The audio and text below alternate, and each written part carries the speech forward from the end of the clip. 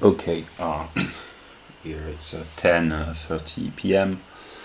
29th of September, and I continue my lecture on the logic of quantity.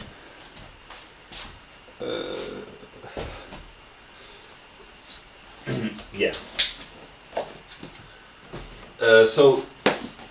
I will just explain this in the continuity of the two previous videos. I just took a short break, but I keep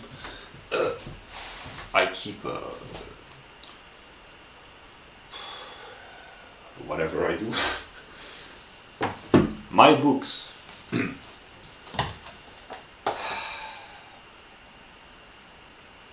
John Taylor Gatto, Ron Paul, Charles Murray, about the educational system, about bullshit jobs. If you have a bullshit job, you should better do something more productive with your life, more productive for you, for others. You are wasting your life doing stupid bureaucratic tasks. Yeah. In our hands, a plan to replace the welfare state. If I wanted to make a joke, I would say, the welfare state has a plan to replace us. When I do too much logic, I start to become a little bit, I don't know, it's like alcohol. By the people, rebuilding liberty, the typical common sense American household caretaker. Very resourceful, these American women. And I thought, during my little pause, I listened to Taylor Swift, and there's a song, he's so bad but he does it so well. That's typically womanish. That's precisely repulsion, attraction. Women, they are attracted. It's kind of the masculine which negates itself and brings out the feminine. It's more complicated than that, but that's one way of interpreting. And when I look at this, yes, for myself, maybe I think about Stella. Stella, maybe you are this, I don't know. I'm not sure that it's a compliment. But for me it's a compliment, but I'm not sure that it's the kind of compliment that women expect. But maybe you are my better half. Yeah, I don't know. Yeah, so let us talk about mathematics. And also my books. A little bit, it's the middle of the night, so I'm a little bit more, coming apart the problem of the decline of white America over the past 60 years, but of America at large. I will introduce other books. And also about attraction, repulsion. It helps explain problems like schizophrenia, which is a splitting of the mind, a negative relation to self, as Hegel would say. Engaging multiple personalities. I could have said that an individual on a psychiatric level, he is one, but he's also many.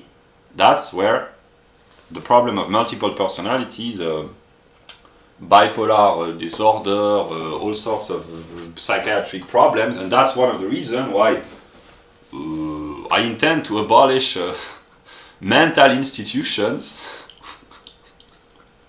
Because seriously, I seriously mean to do this, because the insane people, they are treated chemically, but the so-called experts, they don't understand that it's partly a psychological and also logical and metaphysical determination. Namely, these people, they suffer from more than just chemical imbalance. But whatever. Let us talk about mathematics. That's one way of solving problems, maybe. So, I will not repeat, I put the links to the videos. I cannot make an introduction to the whole system in every video. I would like to, I tried to do this yesterday. It took more than 5 hours. So basically the logic is the mind of God. Here is the simplified version, the metaphysical definition of God, etc., etc. So I have just spent 2 hours speaking about one and many, attraction, repulsion, quantität, Größe, continuity, discretion. Now let us talk about quantum, which is in ordinary language what we call quantity or number, but here it's a German, I mean it comes from Latin, but it's a technical term. We find this in the writings of Karl Marx, and quantum is simply a begrenzte Quantität, namely limited quantity. Here I will sit on the side because I need to comment. Do we see clearly? Yeah, so yeah. Alors, salle, so quantum is limited quantity, and out of the concept of quantum emerges the concept of number, and I will use one could say that this view of number is kind of the different version of this, namely instead of having vertical bars, there are rounds. But actually that's kind of, I could have made a transitory picture, but I trust the intelligence of people. Namely, a number is, because each moment contains the previous moment. Maybe I should have clarified this. Namely, in the moment of Quantität and Größe, we have Größe in the moment of 1 is continuous, and Größe, which is magnitude, in the moment of many is discretion. And attraction brings unity, and repulsion brings multiplicity. And here quantum is limited Größe, and the number is, here I trust whatever Hegel says, but I'm not in full possession of my mind, but basically he said that the Zahl, which is number, is the completion of the concept of quantum, but here's my representation. Here I will antagonize Hegel. No, seriously. Sometimes I just say, okay, I partly contribute, everything has already been said, but I contribute nonetheless by at least clarifying. That's how I use, it's not to be taken literally, because maybe it's not even correct, but that's how I draw the pictures for myself to make the writings intelligible. Namely, this would be the illustration of continuity discretion, and this would be the illustration of the number. How is a number represented? That would be like this. So let us take the number 7. It is said that it brings luck. I'm not superstitious. Maybe I am partly, I don't know. But seriously, the number 7 would be represented like this. There are two moments in the concept of number, two logical moments, Einheit und Anzahl. And Einheit would be unity, and the way I translate this, Anzahl would be unit or units. So a number is a unity. So here the number 7 is the unity, it's one number, but the number is 7, and within the number 7, which is 1 as a number, that is the Einheit, there are 7 units, 1, 2, 3, 4, 5, 6, 7. So that's the illustration of the category of number. And I wrote, 7 is the number, there is one number, that's the Einheit, composed of 7 units, that's the Anzahl. So Einheit, unity, is in the logical continuity of precisely the determination of continuity and 1, and Anzahl, as I interpret this, would be in the continuity of discretion and many and repulsion. So here that's kind of the I will trash talk Hegel. Here that's a good play on word.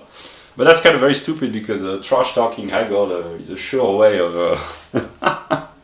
being a trashed talk back. That's probably karma. That Taylor Swift mentions in the song. Have I mentioned the song? Yeah, by Taylor, Wildest Dream, etc. No, seriously. But there's partly recycling in the philosophy of Hegel. Namely, these are always the same old determinations. So it's very simple, but actually it's amazingly, here I'm saying it's amazingly amazing because it always evolves, it always develops, strengthens, it incorporates, it becomes more concrete, and it's basically it's like chemistry, but it's an organic chemistry. The chemists, they know that the basic molecules, they interact, they coalesce, namely they unite and they develop and they unfold, and this brings about the tremendous diversity of chemical substances, but also organic life. So Hegelian logic is a little bit like life, but it's more rigorous than the theories of Mr. Dawkins. It's logically proven here. It's not some whatever hypothesis. No. Here is we have I will make a joke. We have the fossils of thought. These are the fossils, and these are the living organisms. But these are fossils in comparison with what comes next. Whatever. So here it's simply no. That's a joke, but actually it's partly serious in the sense that this is a living logic, in the sense that it is self-moving, self-replicating. It evolves, it strengthens, it develops. Yeah. That's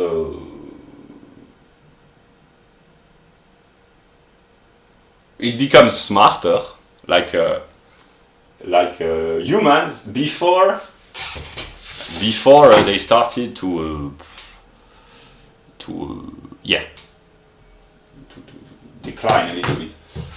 So now I just illustrated the concept of number. So here, I talk to the camera. Every human, every thinking human, from young children to very old people, they have the category of number in their mind. And I've read, I will be a little bit skimming, but in other books, but in books about race, it is said that some peoples, before they were discovered by Europeans, that's how it was, they did not have many numbers precisely. They used the categories of one, many, and they counted up to 5, but not beyond. In some tribes, it's not that they couldn't, but they hadn't developed. Now they can if they are trained, but they hadn't developed quantitative categories beyond the very basic of unity, multiplicity, and maybe 2 or 3, but they had no numerical system very fully developed. So it's an anthropological curiosity, but they nonetheless had the proper category. So God had thought about them. They hadn't thought about God a lot, because in order to think about God a lot, one needs quantitative determination, etc. But God had thought about them. He provided them with the categories and So now arithmetic, it's not a category, but but it's the process. This is how arithmetic, which is basic mathematics, unfolds in the mind of God.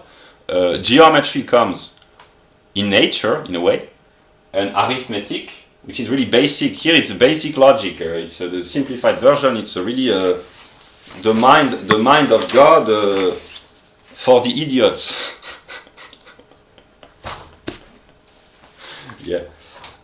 So we have 3 determinations. So here these are not categories, but I included them nonetheless because it's kind of useful.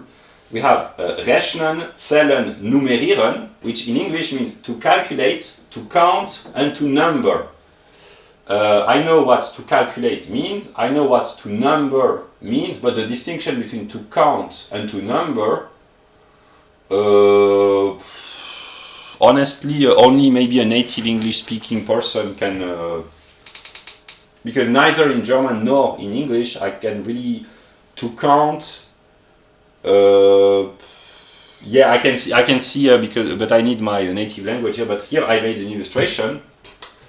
Here we have the number 9, so we have 9. No.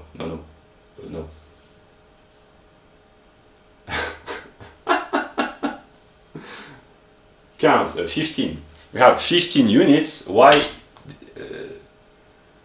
These are the white circles. Okay, the number is 15.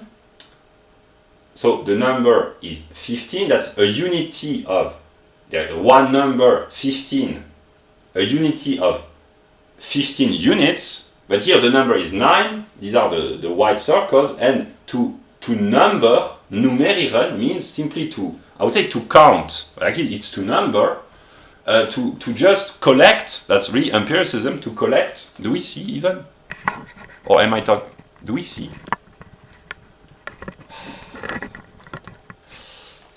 Okay, are we starting? I will not edit the video, it's part of failing. You have to learn from your mistakes. Don't let yourself be pulled down by errors. Yeah. Yeah, so there are 15 units, and the white circles, they are 9. So here, to numerieren, to number, do we even see? Yeah. Numerieren, to number, means simply to collect, to point.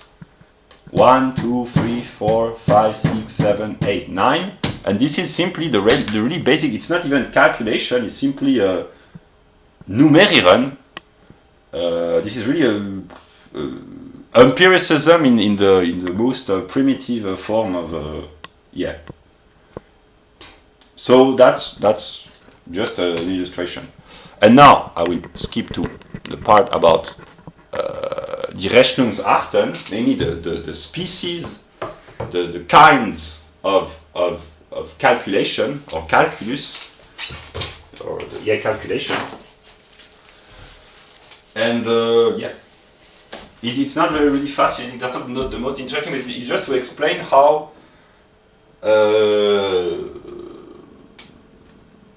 so here I just explain how I haven't thought this through, but I imagine. So here we have 15 discrete units. Units appears here, but we can say now 15 discrete units. So let us imagine that continuity and discretion translated. Do we see even in the illustration of here? They would be kind of mixed together. There would be blacks and whites, discrete units, and to number would simply to pick out the discrete moment, the units, and to extract them, and that would be to number. That's an illustration. Well, it's very simple, but it's simply how the thinking process of manipulating numbers emerge out of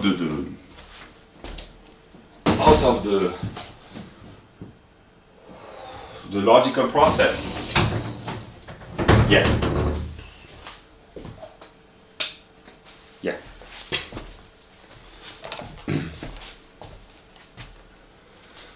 Do I have to make the joke, if God was a number, which number would it be? Well, the number 1, of course.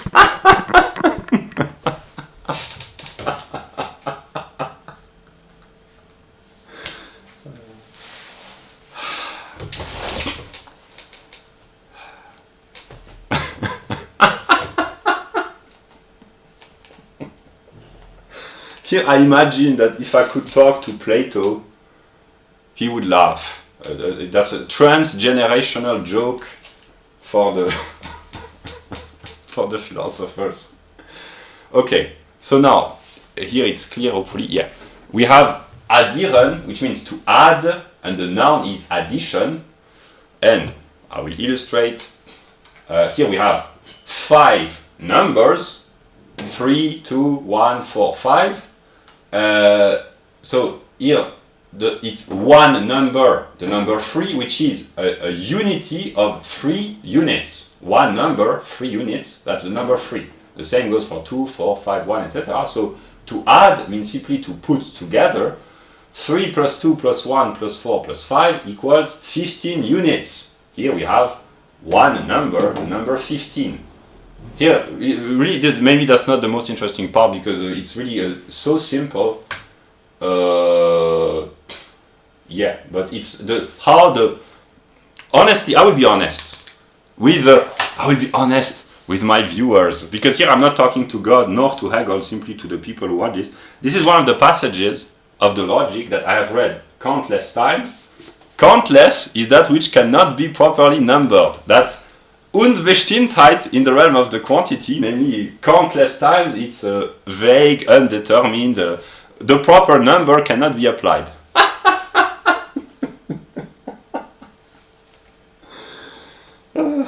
Yeah. I will make a joke because I will make a joke. It's not even funny, but that's what I think. So I've taken books by Anglo-Saxon thinkers. Whitehead, do we see? Introduction to Mathematics, Whitehead. Bertrand Russell, Principles of Mathematics. Yeah. And, of course, the Principia Mathematica by Russell and Whitehead. Yeah. And what was I've lost the joke. But the joke was basically try to mix British humor with British boring. I mean, it's boring. For me, it's interesting, but for most people, this would be boring.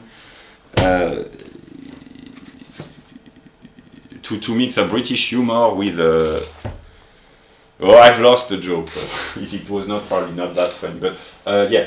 What I want to say is that to illustrate simply here, subtraction means there is one number, the number 7, with 7 units, and to subtract means to remove. Here, that's the moment of repulsion and negation, which is determination of the logic of quality, but in the logic of quantity that would be repulsion. So the one number 7 repels 3 units from itself in logical term, and that would make the number 4. That's just an illustration. Then we have multiplizieren, which means to multiply. And here also I comment briefly for each positive, although positive and negative are Reflexionsbestimmungen of the logic of essence. With addition there is subtraction, with multiplication there is division, and later with elevation to power, erheben zu Potenz, there is square roots and roots. We'll see that later. But so yeah, to multiply. So here we have 4 numbers. Here is one number, the number 3 with 3 units. One number, the number 3 with 3 units. One number, and we have this 4 times. So we have 4 numbers, and each of the 4 numbers, they are each one number, the number 3. So 3, we can make addition, we can make 3 plus 3 plus 3 plus 3, but since they are equal, here they are unequal.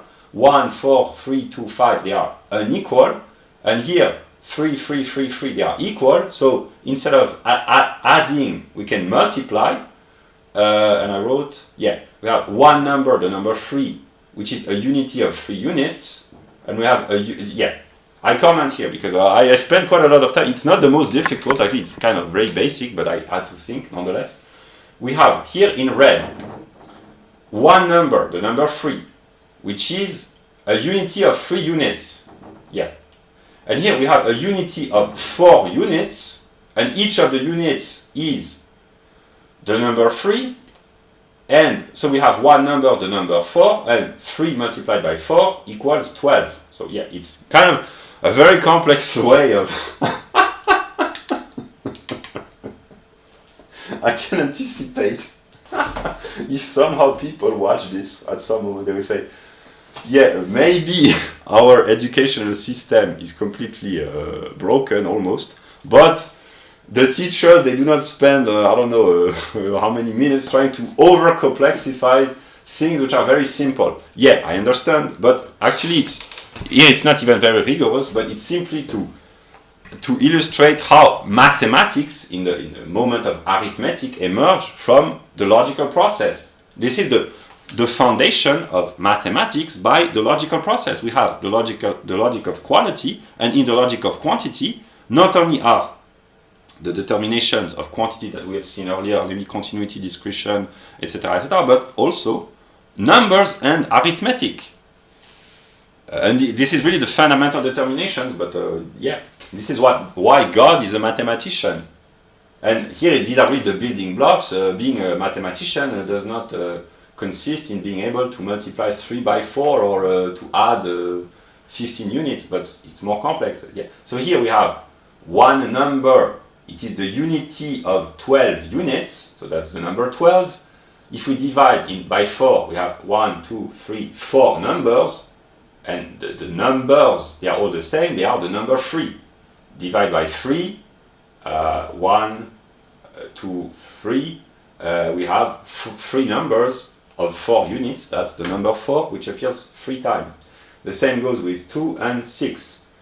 Yeah, it's not the most interesting part, but I just show how the process emerge, and yeah, I will just explain. I am understanding this in real time. That's why making lectures on logic is kind of helpful for myself also, not for only for others, because it helped me clarify. Here, the difference between subtraction and division is that here the negative moment, the repulsion, is a repulsion of unequal numbers. 3 is removed from 7, which makes 4 and 3, and here it's a repulsion, in a way, a self-negation. Again, Jesus was a mathematician, maybe.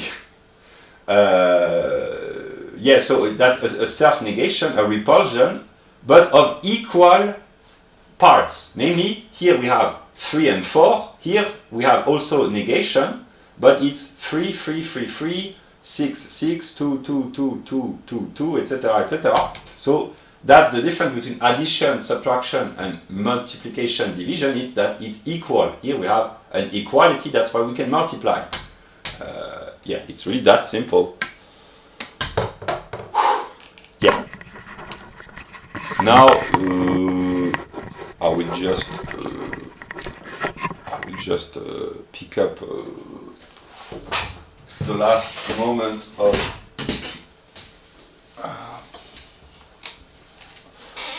the Rechnungsarten, the ways of counting. Now, in order for not to be too boring, a little bit of controversy, which is actually just science.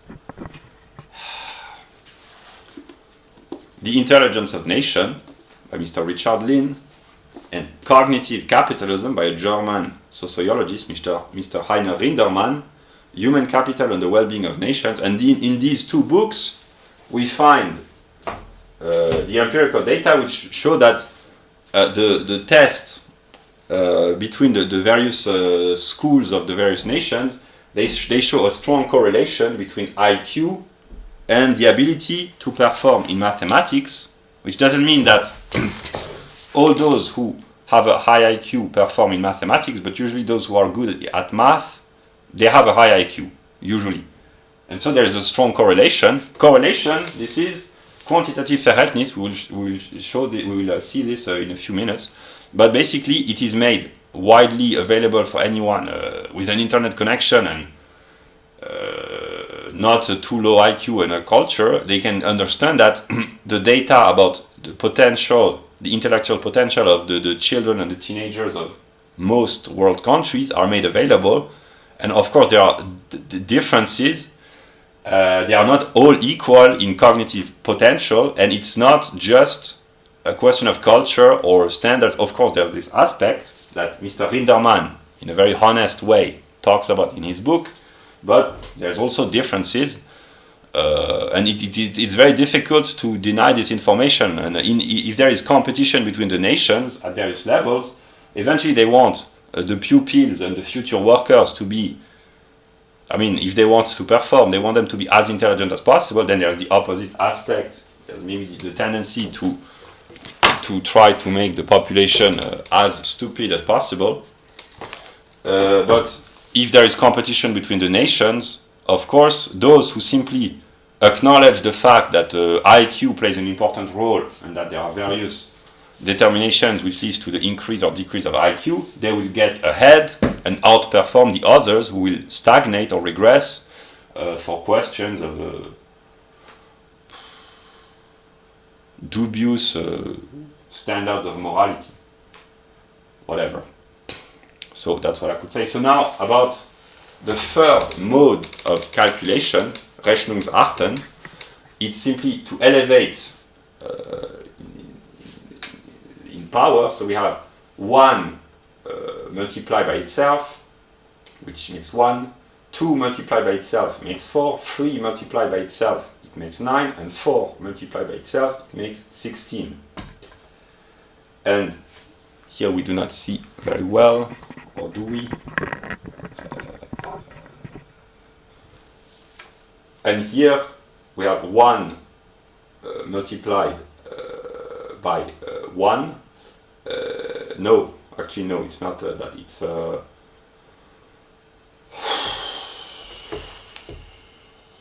I will look like a fool because I have forgotten on an empirical level. I think that every number elevated to power 1, it remains the same, I think. It's just itself. So 1 power 1 makes 1, 2 power 2 makes 4, 3 power 3 makes 27, and 4 power 4 makes 256. And here we have the illustration of the 3 here. Yeah, so we have 3 multiplied by itself, that would be 3 square, but 3 multiplied by itself, we have 3 power 3, and the 1 is the number 3, the 2 is 3 times 3, and the 3 is I understand myself. Actually, I don't, but I drew this afternoon. It's the middle of the night. I am trying to recover my mental faculties.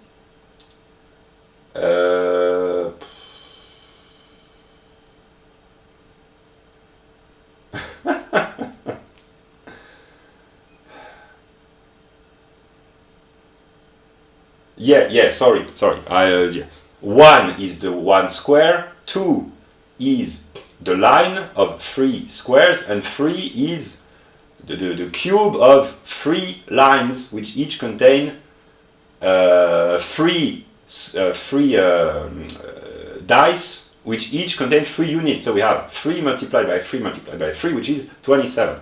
I just had a moment of being tired. I'm sorry.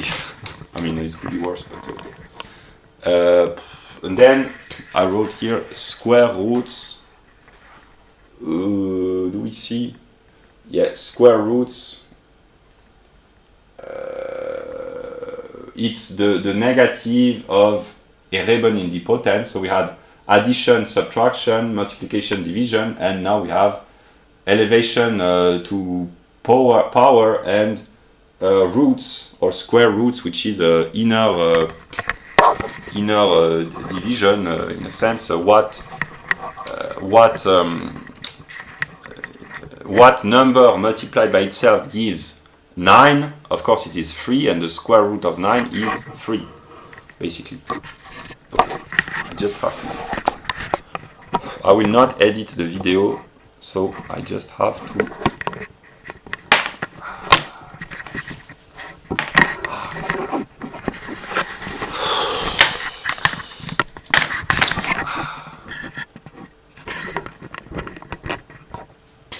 Okay.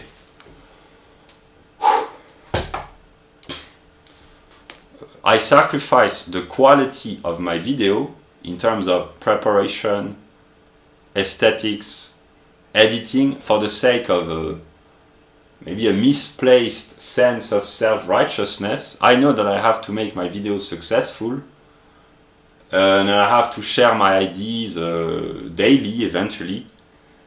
So yeah, but yeah, I'm willing to take this sacrifice because maybe I am the self-negating one.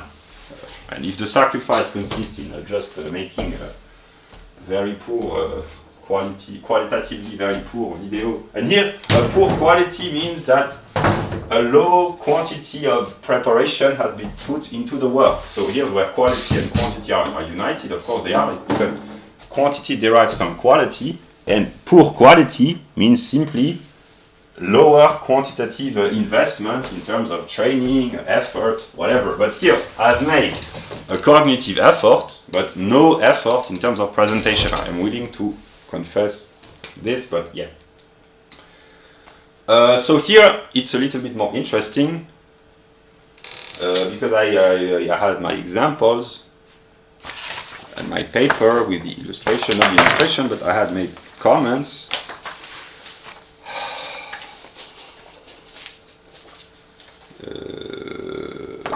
Yeah, so intensity and extension.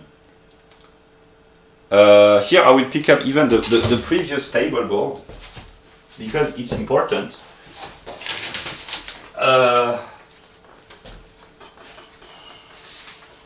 Yeah. Intensity and extension, this is the repetition, in a way, of continuity and discretion, not really, but not continuity and discretion are determination of magnitude, which in German is Größe, and intensity and extension are determinations of quantum, which is limited quantity. So intensity and extension are to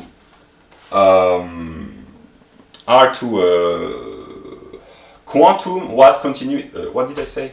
Intensity and extension are to quantum what continuity and discretion are to quantity or Größe. And here let us imagine we have the illustration of continuity, that intensity would be going within oneself. Here the German language is important in the moment of Einfachheit, which means simplicity. So going into oneself, this would bring about the increase upward and downward. This is just an illustration. That would be intensity. And Vielfach, which means multiplicity, because ein means one and viel means many, and einfach also means simple, and Vielfach means multiplicity. So by going within itself, it would bring forth the shape or the form of this. I don't know how they call this in English. The coordinates. This is Cartesian coordinates. Yeah, I don't know how they call this in English, but yeah. So intensity and extension, we find the same determination of continuity, discretion, but also a number, and eventually intensity is a quantum which goes in itself, and continuity is extended in a way. Extension is continuous, but intensity as well. But intensity is really the going into itself of quantum, and an intensive quantum is what we call a grade or a degree, not in the sociological determination of education, but it's also the case. And here it's really more interesting than just arithmetic. Here is just an illustration of a degree. So here I will not show this again. I mean, I will, because continuity. Do we see? Yeah, we have the illustration of continuous and discrete Größe, or Quantität, and here we have the illustration of a degree. That's not a PhD, neither nor a bachelor's degree. No, but seriously, this is the illustration of the concept of grade, namely, or grade or degree. Here, these are even numbers, 0, 2, 4, 6, and here the opposite, 1, 3, 5, 7, and the eighth degree, it's the moment of discretion is the eighth, but it's also the moment of continuity in the sense that it contains the previous 7 grades within itself. Here I can illustrate with educational examples. Good grades. I know that in America, but I'm not talking to an American audience only, but I have mostly Americans in mind because I speak English, and yeah, but a good grade, let us say 16 out of 20. The 16th grade out of 20 contains the 15 previous grades within itself. It's the 16th in a way. Yeah. 8th grade, in the sense here of the American educational system, it contains within itself all the previous years of schooling and hopefully the knowledge that was supposed to be incorporated. Yeah. And a PhD it's I think 8 years postgraduate or post high school at least, or 6 years at all, but it's supposed to contain the knowledge and the skills of the previous years. So yeah, a degree contains within itself all the previous ones. It's not just a number, so it's not just one, it's eighth, it's gradation. If we took just the one discrete moment, the 8th year or the 5th year of study in a college, this would be just unity, just one, the number one extracted as a discrete moment, but precisely a grade. It is continuous and it contains number and continuity within itself, the previous category, so it contains all the previous moments. Water, which is 40 degree, contains the previous 39 degrees within itself. And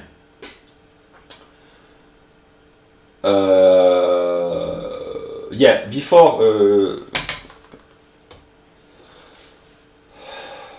commenting more, I will use examples. Now I can talk to the camera.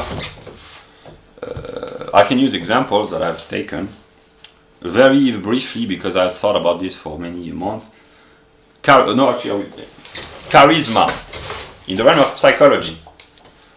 A charismatic man, he has an intense character, very intense, subtle, balanced, smooth and delicate, dark, Latin American. You're talking about about Hegel's philosophy. No, we're talking about coffee. Ah, okay. No, seriously. Someone with an intense character, strong charisma, will have an extended influence. Here I translate ordinary language into logical categories, but basically, a charismatic person, he has a lot of influence in logical language.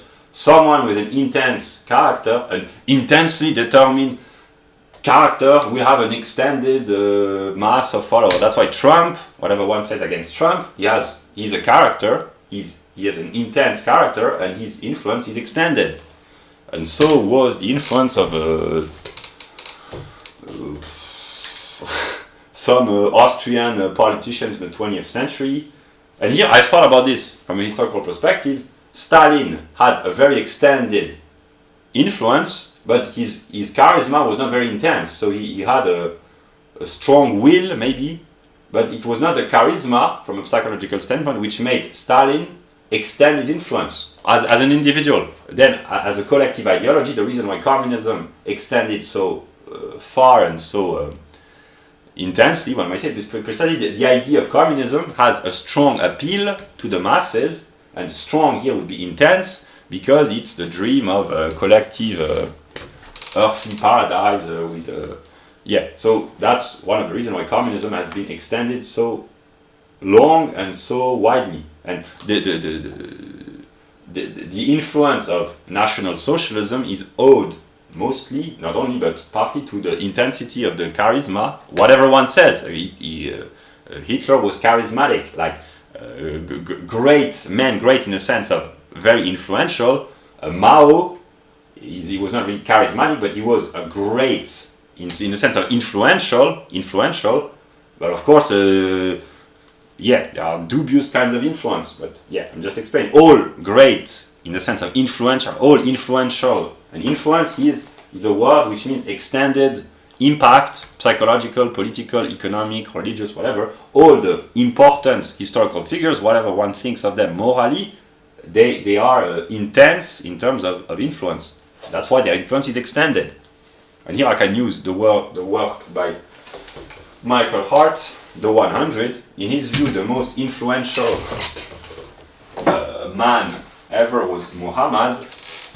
In his perspective, most of the people, they are Anglo-Saxon or German. But the number one, in his view, is Muhammad, because of the long-lasting influence of Islam. So the influence, the extension throughout time, throughout space, and the intensity of the character of Muhammad in terms of will and ability to combine religious inspiration and reformation with political organization. So that's the reason why Michael Hart, who is very intelligent, classified Muhammad as number one, because and of course Jesus, Buddha, Confucius, etc., all the others which are in the book. So other examples. A great recipe, like the Big Mac at McDonald's, it's widely extended, it has a lot of success, commercial success, or Coca-Cola. There has to be a reason, and the reason here would be the intensity in terms of the appeal that it has to the masses, namely hamburger and Coca-Cola, or French fries, or whatever, chewing gum or cigarettes. If they are so extended, there has to be a reason, and the reason would be because whatever is extended is intensive in a way. It's because it appeals to not necessarily the best instincts, but it's okay, but to some aspects of the human anthropological determination. Namely, humans enjoy eating sugar and fat. There are sociobiological reasons, because officially the ancestors, they were deprived from calories, and those who were able to accumulate fat or sugar, they had a better reproductive chance of success, so they left to their offspring this tendency to be attracted by sugar, etc. That's why there are so many obese people in developed countries, because it's kind of the environment has changed in the official storyline. Namely, our primitive, our sociobiological ancestors, they were living in very harsh and demanding environments, and now that the environment has changed, but that the individual strivings in terms of food have remained the same, if we bring sugar and fat and calories in excess, or even just in sufficient proportion, there will be excesses, because the inner tendency to eat sugar and fat has not been removed. So that's why obese people, they are not guilty, like neither is anyone else. It's just simply sociological and sociobiological determinism. This is what David Booth talks about in his book, and what sociobiologists probably know. So yeah, that's an illustration. So widespread, broad, famous, influential, these are terminology of ordinary language which illustrate the category of extension. Influential people, they are extended. Broad means extended in the realm of space. Famous means extended in the realm of reputation, etc., etc. I would also James Bond movies, Harry Potter literature, Zelda games. The reason why they are so successful is because their recipe is very intense. Namely, the James Bond movies, they are all the same, because the trick is always the same. And that's why it works so well. And the same goes with Zelda games. The Japanese, they are very gifted, because they always repeat the same trick, and it works almost every time, because it's successful. There are reasons. Yeah. Now, a little bit of romanticism. Women, hot women. A hot woman doesn't mean the physical temperature. It means she's attractive physically. So she's hot because she's attractive, because of the symmetry of her face, her youth, her beauty, the quality of her skin, or whatever. So it's intense, and because intensity and extension are connected, a hot woman will attract more suitors. Yeah. Or an intense love, a passion for a woman will make the person with passion think about her more often. An intense lover, he will be remembered longer, maybe.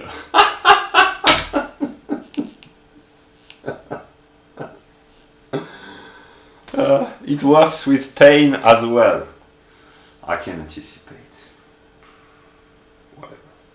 In the realm of economics, hard work, the Protestant work ethic, it's very intense, and eventually if a people works very hard, and if they are intelligent, they will expand economically. This is economic imperialism, or simply the commercial conquest of the world. So there's a reason why American influence, and before that a British influence, have been so widespread historically, because there was and there has been an intense investment in work, morality, virtue, and strength of character in a way.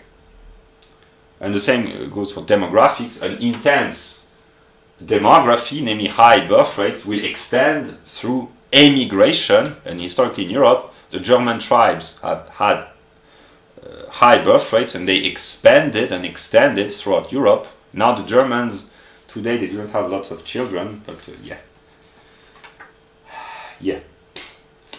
Again, another illustration. A degree, not in the logical sense, but a degree in the scholarly educational sense. An intense degree means, for instance, a bachelor's degree or a PhD, namely a high level of a study. It enables to have access to a broader range of job opportunities, so it's more extended in potential income and potential job opportunities. That's just an illustration. A high IQ, it's extended, namely a person with a high IQ is capable usually of performing more tasks more efficiently. He can get a greater variety of jobs, he can be competent at various tasks, etc., etc. And the lower the IQ, the more extended is the unemployment rates, welfare dependency, single motherhood, crime, addictions, etc., etc. In the realm of the natural sciences, an intense earthquake or an intense volcano eruption will be extended geographically in space. The sound of an intense eruption in a volcano will be heard further. A strong earthquake will have a geological impact, a wider geological impact, etc., etc. And finally, elevated ideas or profound ideas, and they coincide, deep thoughts or elevated thoughts, they have to be extended eventually. That's why the great religious teachers and reformers, they have had a long-lasting and wide influence, because their ideas were profound. Yeah. And in the realm of military conquest, Alexander, the conquest of Alexander, they were very extended because Alexander had an intense character. Really, there was also intense discipline within the Macedonian armies, but it's mostly Alexander. The extension of the Roman Empire was due, I simplify, but to the intensity would be the virtue of the Roman people. So the extension was longer in time, whereas the extension of the Macedonian Empire by Alexander, it took a few years. The Roman, it took a few centuries, but it was more stable as well. But it was due to the intensity of the virtue, the strength, and the civic responsibility of the early Romans. Napoleon, there are various reasons, but he would be more like Alexander. It was a maverick, one might say. Yeah.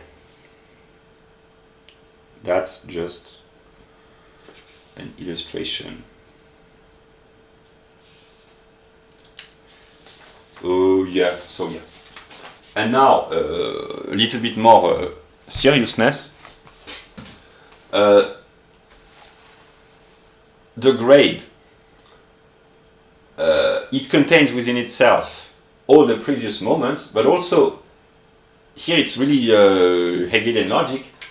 The concept of quantity is exteriority, namely indifference to the determinacy, namely quantity is itself outside of itself, whereas quality is only itself within itself. That's not the proper way of talking, but basically quality is confronted by the Nichtsein, the other, something else, whereas quantity is confronted outside of itself only by itself.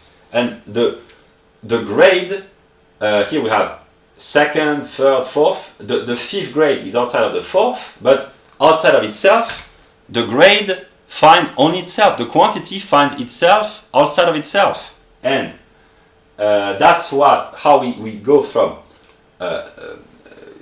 extension intensity to unendliche quantitative progress, namely infinite mathematical, infinite quantitative progress, namely quantity always goes out of itself, but it never stops. It is driven by its own inner logic of negation, namely to always be driven to extend higher or further, etc., and it never stops. And that's the logical root of what in the realm of psychology we call greed, what in the realm of economics we call capitalism for the negative aspect, and what in the realm of human anthropology we call maybe ambition, and illustrations of this. I thought about this a long time ago, but gluttony is always the will to eat more, lust is always the will to have more sex with different women, etc. Stingy means always have more money to keep in the bank, etc. These are psychological vices because it's always excessive. And here I will not talk about the measure, but measure is the third moment of the logic of being. Here I will just conclude with infinite quantitative progress. What the leftists complain about when they talk about capitalism is precisely that capitalism is an infinite will, unconscious will to expand, because the contradiction always re-emerges. The living standards improve, now we want better standards, and again and again and again. We want more growth, etc. It never stops, and people blame this on sometimes the greed of the capitalists. No, here the Marxists are more intelligent than the stupid leftists who just blame this on psychology.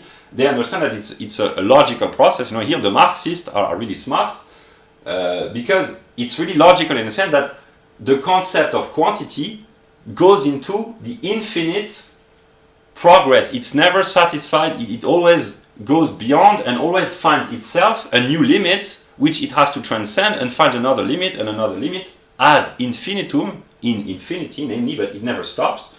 And to find another quantity, another example, Elon Musk, that's just an illustration, but the will to expand in outer space and to colonize other planets or other galaxies or other solar systems, it can be criticized by some leftists by saying, but look at the mess that we have left as a species on this planet, why bother trying to conquer whatever foreign solar system if we can't even put our planet in order? And the kind of doomsday mythology that we find in most Hollywood movies about fleeing away from planet Earth to find, this is the plot of Interstellar, it's well designed, but it just illustrates the infinite drive to always expand. It's always blamed on white people, but this is bad infinity in a sense. And in another illustration, eugenics, precisely, there is a tendency among some eugenicists, the will to infinitely improve genetically the population, to infinitely improve the IQ. So there are people who imagine with a proper eugenic program we could increase the IQ, the average IQ to 110, then 120, then 150, 200, 300, 500. Then people would be big-headed, maybe. So these are illustrations of processes which are blamed on individual greed or human vices, but which are actually manifestation of the contradiction of quantity, of quantum and degree, etc., which means that it has always the drive driven by the inner negativity to go outside of itself. But here's the logical transition. I understood this recently, today actually, that the grade, which is intensive quantum, finds always another quantum outside of itself, and this is how the quantitative Verhältnis is brought forth. And here I have listed a continuum or a gradation. Here it's horizontal and here vertical, but it's not really important, it's just a gradation from 1 to 10. So we have the first, second, third, etc. And I have translated the number 2 in relation to another quantum. So number is derived from quantum, so the number 2 in relation to other numbers, and 2 in relation to 3 means 2/3. That's one way of expressing a quantitative Verhältnis, namely a quantitative relation through what we call a fraction. 2 in relation to 4 can be expressed either 2 divided by 4 or 50% or 0.5. These are just different ways of expressing, but 2 in relation to another quantum, which is 4, it's 0.5. 2 in relation to 5, it's 40%. 2/5, that's one way of expressing 40%. 2/6, it can be written as 1/3. 2 divided by 6 is like 1 divided by 3. 2/7, it cannot be translated in percentages, accurate percentages. 2 divided by 8, it can be what did I say? 2 divided by 8. Doesn't it sound like a bad marriage? Like when there are 2 in a couple, if they are divided by 8, that ends up in a divorce. I didn't plan to make this pun.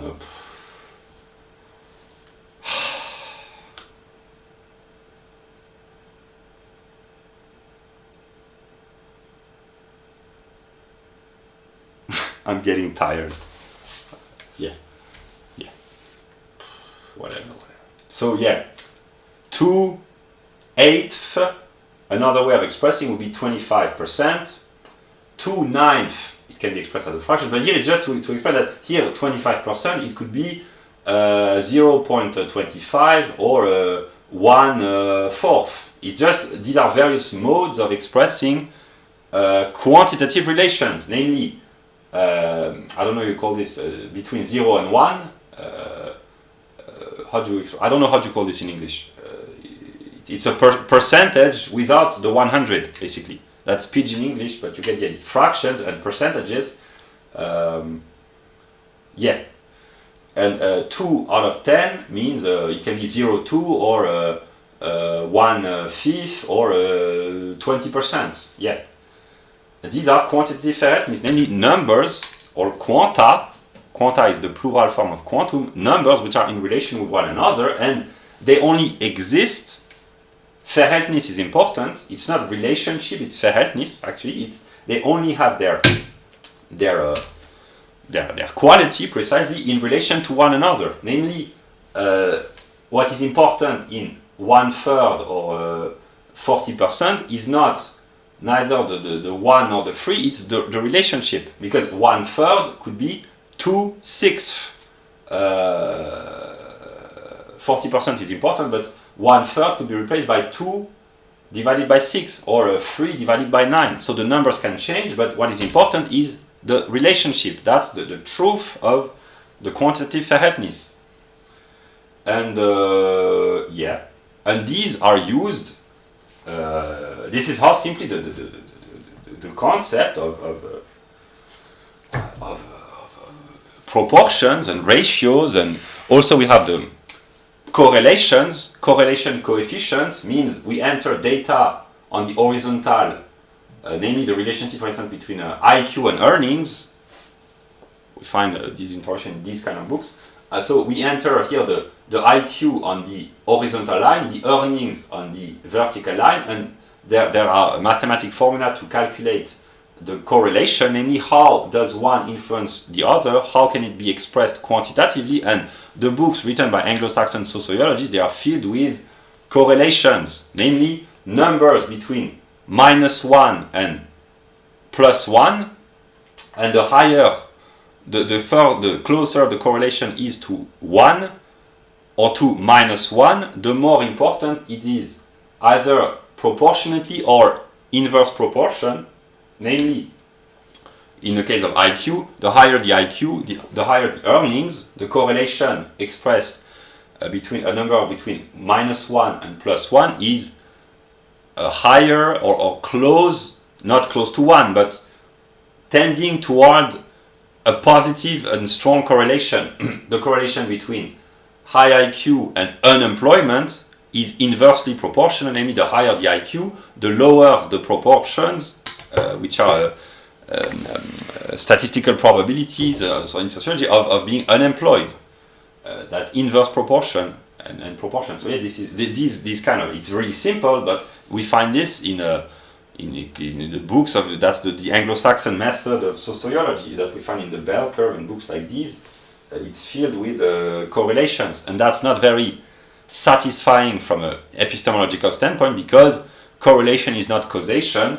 Causation, namely causality, means a direct, complete relationship, whereas causation is indirect, it's vague, etc. It can help point to the path, but it's not It's not very rigorous. I mean, here I'm serious. Namely, that's why some works, like the works of Richard Lynn or the cognitive realists, they can be criticized because it's not logical deduction, it's simply empirical data, and the correlation, when it's not very high, it can be doubted or questioned, etc.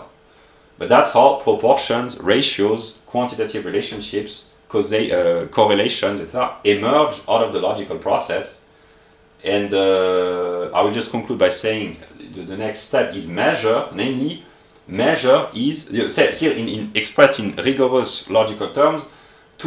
Quantity is relation, is exteriority. Quality is relation to self. That's für sich sein.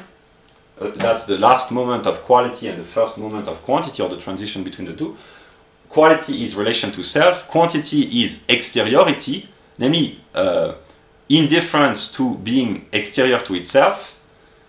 But the fact of finding oneself in one's own exteriority is what qualifies quantity, and the return of quantity, which are all the determinations, these ones plus the modes of calculation, the return of quantity into itself by having qualified itself as being that which is equal to itself in its exteriority. So this is the unity of quantity and quality, and this self-relation in self-exteriorization, so the unity of quantity and quality, is that which we call measure. And a measure is a quality which is quantitatively determined, namely something is what it is to the extent that the measure can be changed indifferently.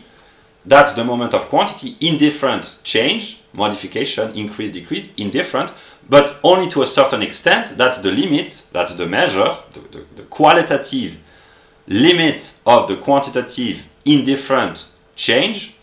And something is what it is to the extent that it remains within its own measure and does not go beyond or below. And the illustration is water.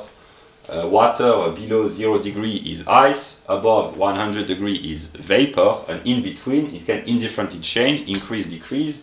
It remains what it is, and we find measure at all levels of the natural world, the psychological, political, economic, etc.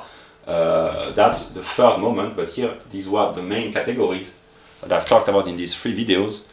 The main categories of the logic of quantity. I have put a lot of illustrations.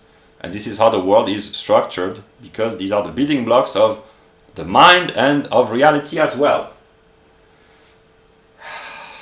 Yeah, I will upload the videos.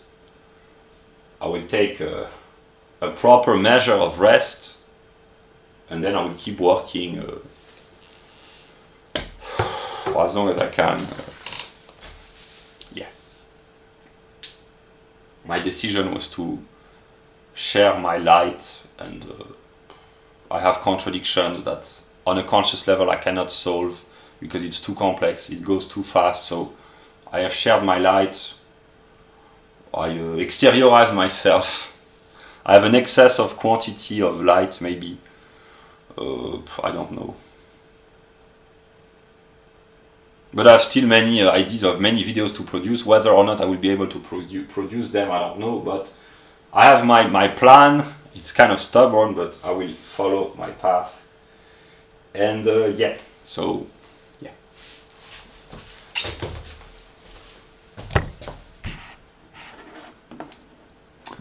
One hour and 8 minutes, that's the quantitative determination, the length of the video. I will let those who watch this judge the quality. Yeah.